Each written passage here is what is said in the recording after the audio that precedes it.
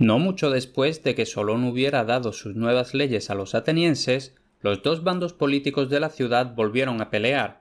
Uno de ellos estaba compuesto al completo por hombres ricos y nobles, los aristoi, que significaba literalmente los mejores, y de ahí viene la palabra aristócrata. El otro incluía a los granjeros y a la gente pobre, el demos, el pueblo, de donde viene democracia. Entre los aristócratas o nobles estaba uno de los sobrinos de Solón, llamado Pisístrato. Era muy rico, pero en lugar de hacer lo propio de los de su partido, parecía que desdeñaba a los ricos y siempre se ponía del lado de los pobres. Para ganarse la amistad de los demócratas, hacía como que obedecía las leyes con sumo cuidado y se dirigía a cada uno con gran respeto. Una vez, tras haber matado a un hombre accidentalmente, Pisístrato fue por su propia voluntad ante los jueces del Areópago, confesó su crimen y fue tan humilde que desarmó por completo a la gente en su furia. En cuanto sintió que se había granjeado muchas amistades entre los pobres, Pisístrato apareció un día en el mercado cubierto de sangre, que le goteaba por varias heridas superficiales que se había hecho él mismo. Sus maneras educadas y palabras amables habían sido una farsa, y no era solo un hipócrita, sino también un mentiroso.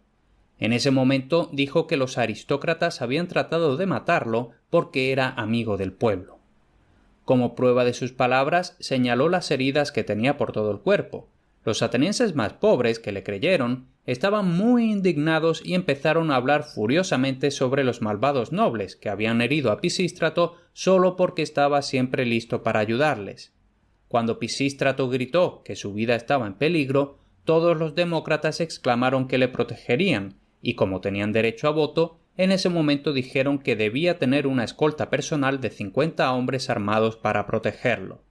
Pisístrato hizo ver que estaba muy agradecido por este favor y bajo el pretexto de elegir su escolta metió a un gran número de soldados. Cuando sus planes estaban ya listos, tomó posesión de la Acrópolis por la fuerza. El pueblo descubrió, aunque demasiado tarde, que Pisístrato los había engañado solo para conseguir más poder, y que gracias a la escolta que le habían concedido se había hecho dueño de la ciudad y tenía las riendas del gobierno. Sin embargo, los atenienses no estuvieron enfadados con él mucho tiempo, pues Pisístrato hizo todo lo posible por contentarlos y los gobernó muy sabiamente. Mejoró la ciudad construyendo magníficos templos y otros edificios públicos, e hizo un gran acueducto para que la gente tuviera en abundancia agua pura para beber. Pisístrato también dispuso un parque público, el Liceo, justo fuera de las murallas de la ciudad, para que los atenienses pudieran ir allí a disfrutar la fresca sombra de los árboles que se habían plantado. Entonces comenzó a compilar todos los poemas de Homero, hizo que se pusieran por escrito con sumo cuidado y los puso en una biblioteca pública para que los griegos pudieran leerlos siempre que quisieran. Hasta entonces estos poemas solo se habían recitado y no existían copias escritas. Por tanto, Pisístrato hizo un muy buen trabajo al conservar de esta forma los mayores poemas épicos compuestos jamás. Como Pisístrato gobernaba como le venía en gana, sin consultar al tribunal o al pueblo, fue llamado tirano. Sin embargo, esta palabra en aquellos días significaba simplemente gobernante supremo, pero como muchos de los que le siguieron hicieron un mal uso de su poder y fueron crueles y avariciosos, su significado no tardó en cambiar y ahora la palabra significa más bien gobernante egoísta y despótico. Mientras Pisístrato gobernaba según le venía en gana, Solón estaba de viaje por Asia, donde conoció a muchas personas interesantes de las que hablaremos tarde o temprano. Solo se había marchado por 10 años esperando que los atenienses fueran a obedecer sus leyes estrictamente. Durante ese tiempo no tuvo noticias de Grecia, pues no había correo o periódicos en aquellos días, y la gente ni escribía ni recibía cartas excepto cuando pasaba algo muy importante.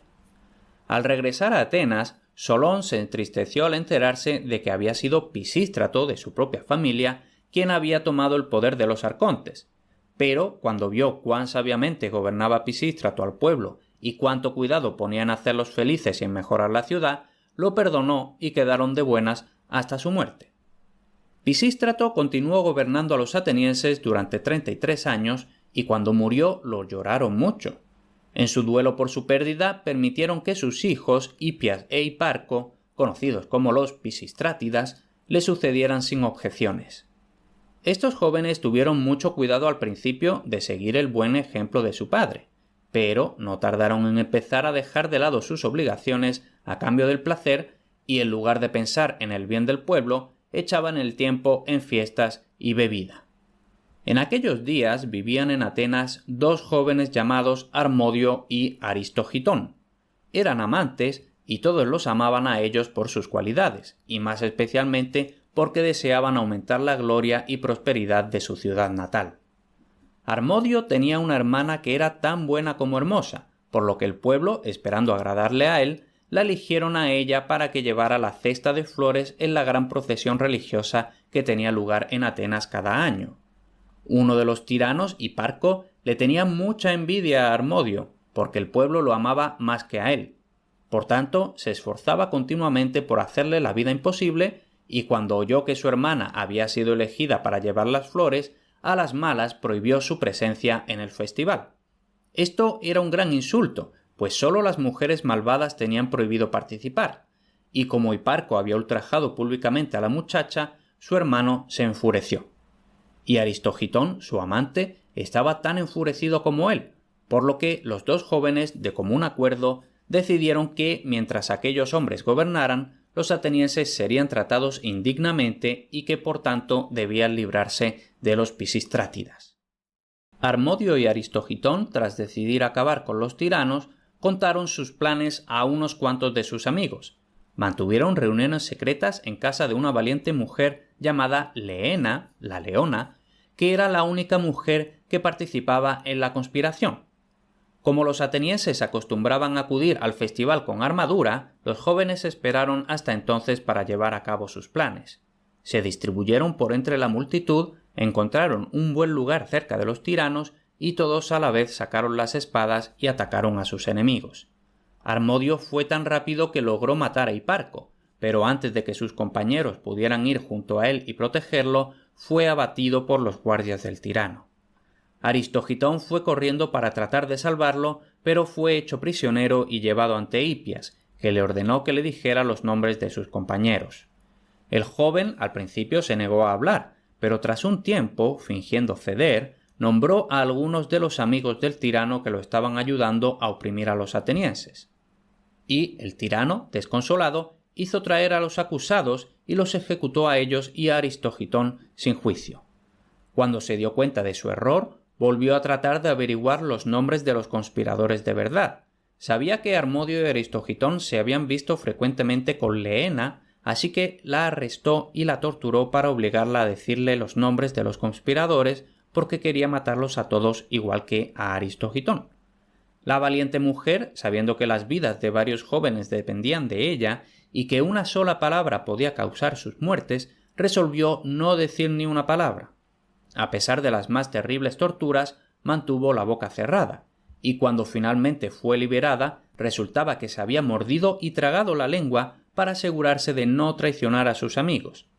La pobre Leena no vivió mucho después de esto, y cuando murió, fue enterrada en una hermosa tumba sobre la cual sus amigos pusieron una estatua de una leona sin lengua para recordar al pueblo su coraje.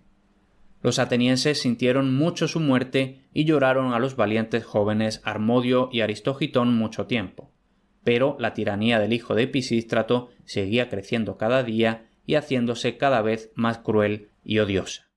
Pasaron 4 años desde el episodio de los tiranicidas y los atenienses tenían la esperanza de que pronto llegara el momento de deshacerse de Hipias. Por tanto, se alegraron bastante cuando finalmente dieron con la forma de expulsarlo de la ciudad. Megacles había matado a los hombres que salieron del templo de Atenas agarrados del cordel que habían atado a la estatua, y luego había sido expulsado de Atenas junto a toda su familia, los Alcmeónidas, por aquel crimen, pero siempre había tenido la esperanza de poder volver. Mientras tanto, el hermoso templo de Delfos había sido destruido hasta los cimientos y la gente estaba deseosa por reconstruirlo. Por tanto, dedicaron una cierta suma de dinero para ese propósito y como los Alcmeónidas ofrecieron hacer el trabajo por la menor cantidad, obtuvieron el contrato. Los Alcmeónidas llevaron a cabo el proyecto de forma eficaz, haciendo buen uso del dinero, pero, en lugar de construir el templo con ladrillos, lo hicieron de puro mármol blanco, pagando el sobrecoste de los materiales de su propio bolsillo. Los sacerdotes de Delfos estuvieron tan contentos con el hermoso nuevo edificio y con la generosidad de los reconstructores que estaban deseosos de devolverles el favor. Por tanto, y como sabían que los alcmeónidas querían volver a Atenas, les decían a los espartanos que iban a consultar el oráculo que Hipias debía ser expulsado y que los alcmeónidas debían volver a su ciudad natal. Como la gente creía todo lo que le dijera el oráculo, los espartanos se armaron inmediatamente y, ayudados por los alcmeónidas, comenzaron una guerra contra Atenas. Por medio de una astuta treta, consiguieron capturar a la familia de Hipias y se negaron a liberarlos a menos que el tirano se marchara de la ciudad para siempre.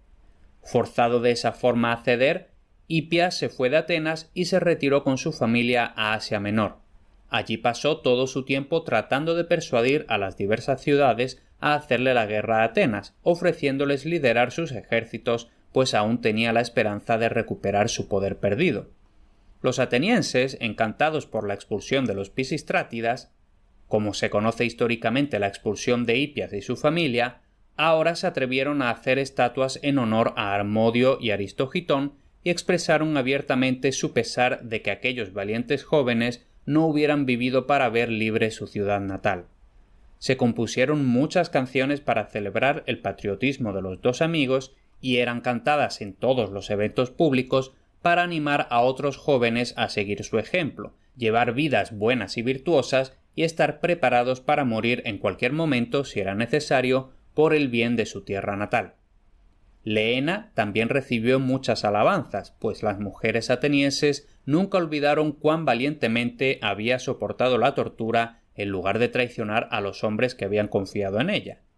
Los alcmeónidas, habiendo conseguido de aquella forma su vuelta a la ciudad, ahora empezaron a tener un papel importante en el gobierno, y Clístenes, su líder, urgió a los atenienses a obedecer nuevamente las leyes que les había dado Solón.